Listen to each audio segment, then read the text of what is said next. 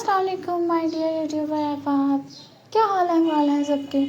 امید کرتی ہوں خوش ہیں، آباد ہیں اور نیو ایپیسوڈ کے ویٹ کر رہے ہیں، کیونکہ ایپیسوڈز ہی اتنے مزے کے رہے ہیں۔ او مائی گاڈ! تو چلیے پڑھ لیتے ہیں عشق میں بسمل ایپیسوڈ 141 پارٹ 1۔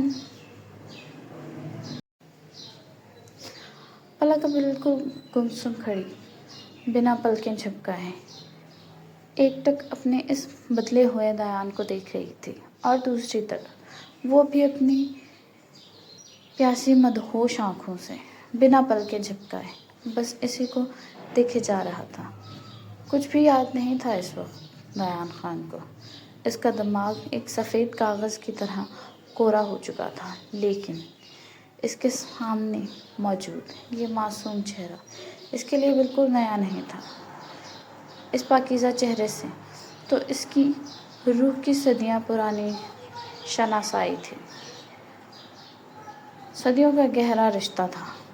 یہی وہ واحد چہرہ تھا جو اس بدترین حالات میں بھی دیان خان کو زندگی کی نوید سناتا تھا، ورنہ کچھ بھی تو نہیں تھا بچا اس کے پاس۔ اس وقت وہ بس ایک بے بس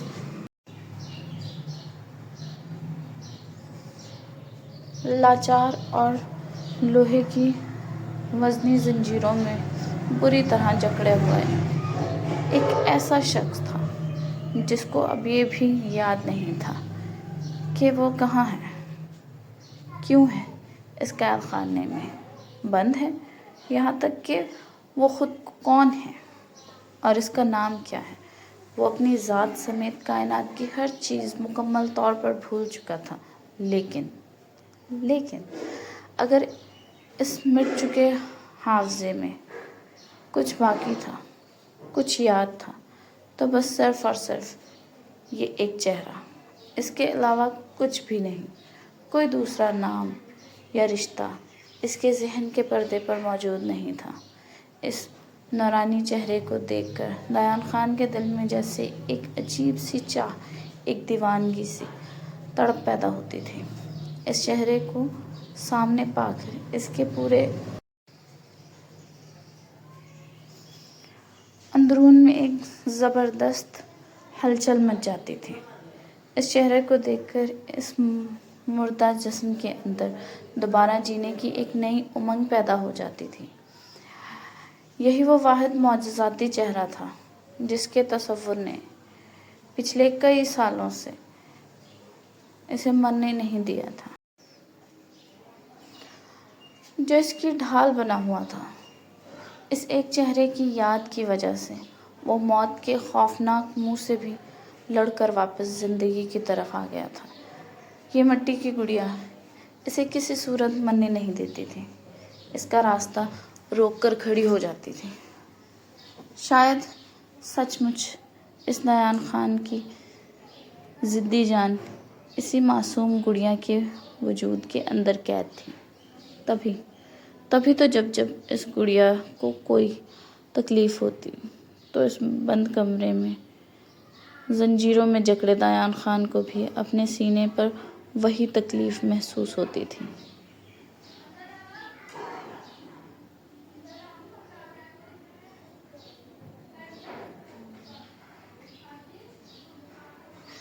اسے تو پچھلے کئی عرصے سے صرف اور صرف ایک مجمن تکلیف کا ہی احساس ہوتا تھا اب تک، کیونکہ وہ اس کی گڑیا، اس کی پلک ہمیشہ حویلی والوں کے ظلم کی وجہ سے شدید تکلیف اور کرب میں رہتی تھی، اور اس کا عکس دیان کے لاشعور پر پڑتا تھا۔ لیکن آج اس پل دیان خان کے اندر اچانک بہت بڑی تبدیلیاں آ رہی تھیں۔ اس کے جذبات کا سمندر ابل رہا تھا۔ وہ کائنات کی سب سے قیمتی حقیقت اس وقت اس کے بالکل سامنے کھڑی تھی، اور خان اب تڑپ کر اسے چھونے کو، اس کا لمس پانے کو بری طرح بے چین اور دیوانہ ہو رہا تھا۔ وہ ٹکٹکی باندھے اس کے پیر کے اس گہرے خون آلود زخم کو دیکھے جا رہا تھا۔ کہ آخر یہ کیا چیز ہے جو اس کی پیاری گڑیا کو اتنا زیادہ پریشان اور ہلکان کر رہی ہے۔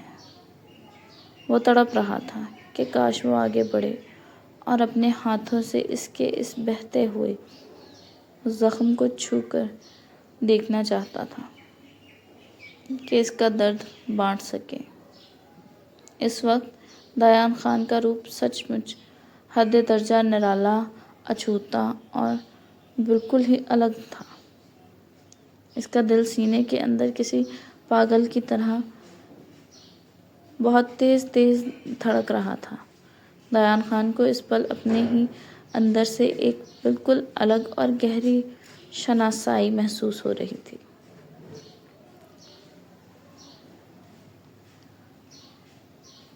اس کے پچھلے کئی مہینوں سے بڑھتی ٹھنڈے بے جان جسم میں آج پہلی بار زندگی کی گرمی کی شدید حدت محسوس کر رہا تھا۔ اس کا خون کھولنے لگا۔ آخر کیا تھا یہ سب؟ دیان خان کا الجھا ہوا معصوم دماغ اس وقت کچھ بھی سمجھ نہیں پا رہا تھا، لیکن اتنا وہ ضرور جانتا تھا کہ کوئی تو ایسا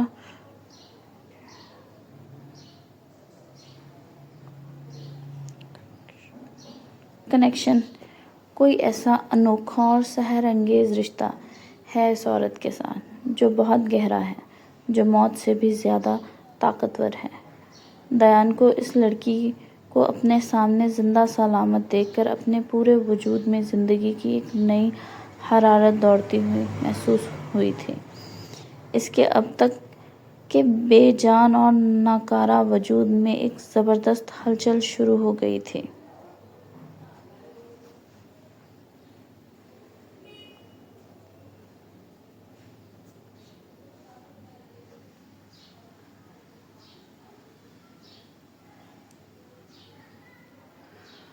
وہ اس بدلتی ہوئی کیفیت کو، اس تڑپ کو اپنے اندر شدت سے محسوس کر رہا تھا، پر وہ زبان سے کچھ بتا نہیں پا رہا تھا، کیونکہ وہ خود ابھی تک سمجھ نہیں پا رہا تھا کہ یہ آخر کون سی پراسرار کیفیت ہے جس نے اسے اپنے سحر میں جکڑ لیا ہے۔ اس وقت اس کے پورے اندرون میں بس ایک ہی دھن، ایک ہی پاگل پن کی صدا سنائی دے رہی تھی۔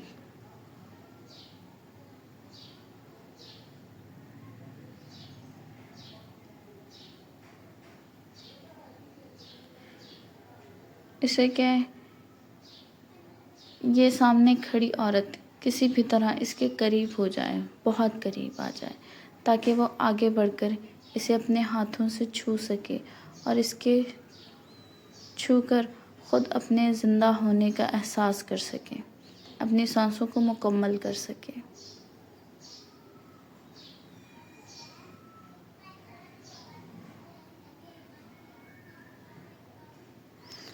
پلک اب شدید گہری حیرت سے بس اپنے دیان کو دیکھے جا رہی تھی۔ اس کی ویران آنکھوں میں چھپی بے بسی، لاچاری اور اپنے لیے اس مچلتی ہوئی طلب اور پیاس کو وہ صاف، بالکل صاف دیکھ سکتی تھی کہ وہ کس طرح اس کے لمس کے لیے تڑپ رہا ہے۔ کیا اس کے خان کو سچ مچ کچھ ہوا تھا؟ وہ اس کے پاس خود چل کر کیوں نہیں آ رہا تھا؟ وہ خان جو ماضی میں اس کی ایک ذرا سی تکلیف پر، ایک چھوٹے سے آنسو پر بری طرح مچل اٹھتا تھا، پوری دنیا سر پر اٹھا لیتا تھا، پھر یہ سب کیا تھا؟ یہ کیسا تماشا تھا؟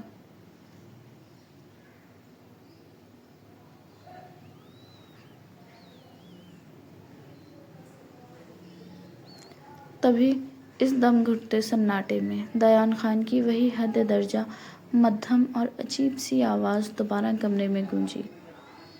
آپ کیوں رو رہی ہو؟ آپ کو کس نے کچھ کہا ہے؟ آپ کو اس گندی آنٹی نے ڈانٹا ہے؟ پلک اب رو رو کر برا حال تھا، مگر وہ اس بند کمرے کے عجیب حالات کو اور دیان کی اس بدلتی ہوئی ذہنی کیفیت کو سمجھنے کی کوشش کر رہی تھی۔ اس کا دل بری طرح دھڑک رہا تھا۔ بولو، آپ کو اس گندی آنٹی نے مارا ہے؟ دیان نے اس معصوم بچے جیسے لہجے میں دوبارہ پوچھا تو پلک نے روتے ہوئے نفی میں اپنا سر ہلا دیا۔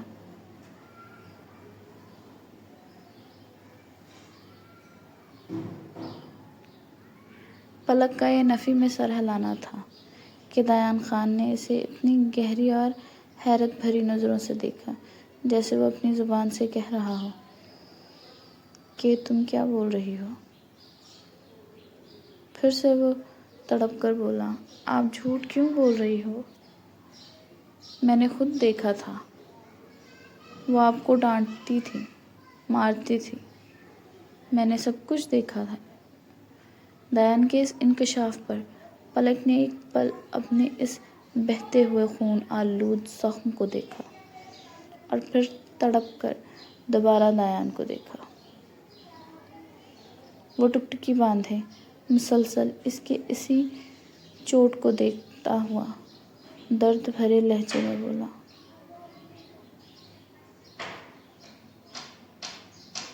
آپ کو یہاں کیا ہوا ہے؟ آپ کو دکھتا ہے، درد ہوتا ہے؟ اور پھر ایک گہری سسکی اور آہ بھر کر بولا، مجھے بھی دکھتا ہے، یہ دیکھو۔ یہ کہتے ہوئے اس نے اپنی بازو اس کے سامنے کرنے کی کوشش کی، جہاں گہرے اور نیلے زخموں کے نشانات صاف نظر آ رہے تھے۔ یہ وہی زخم تھے جب نورین اسے پاگل کرنے اور قابو میں رکھنے کے لیے ڈرگس نشے کے بھاری ڈوز دیتی تھی تو وہ اپنے ہوش و حواس کھو کر بے قابو ہو جاتا تھا اور اس قید سے نکلنے کے لیے اپنی پلک کے پاس جانے کے لیے دیوانہ وار اٹھنے کی کوشش کرتا تھا۔ تب لوہے کی زنجیروں میں دونوں بازو سختی سے باندھے ہونے کی وجہ سے اس کے دیوانہ وار زور لگانے سے اس کے دونوں بازو بری طرح زخمی ہو جاتے تھے، بلکہ وہ اس وحشت کا سارا ہی زخمی ہو جاتا تھا۔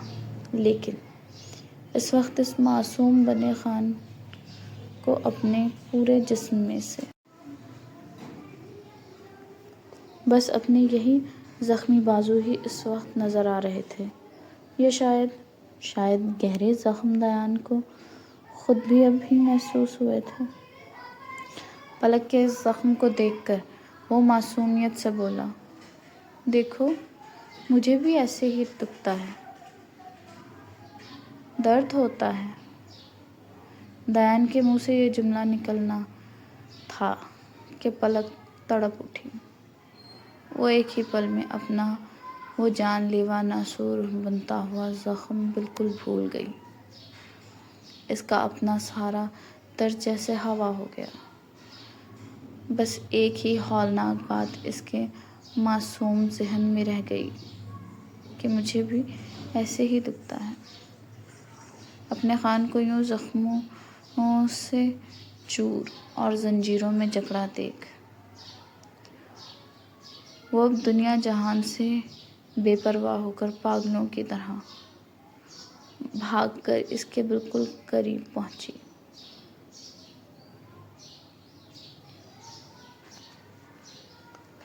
اور تڑپ کر دیان کو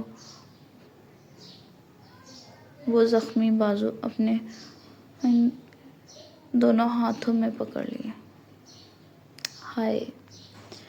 ہائے کیا قیامت خیز احساس تھا یہ!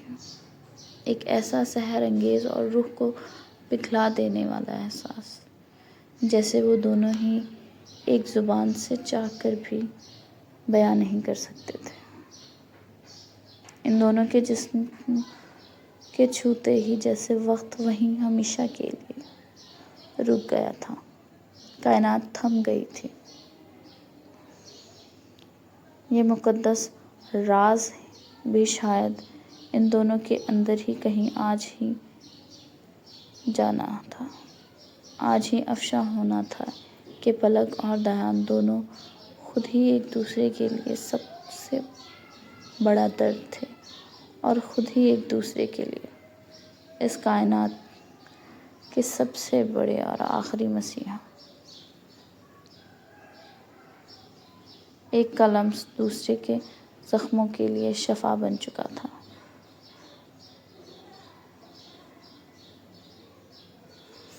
جاری ہے۔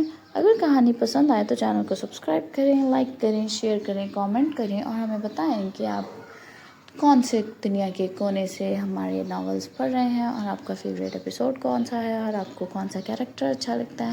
دعاؤں میں یاد رکھیں۔ اللہ حافظ۔ شکریہ۔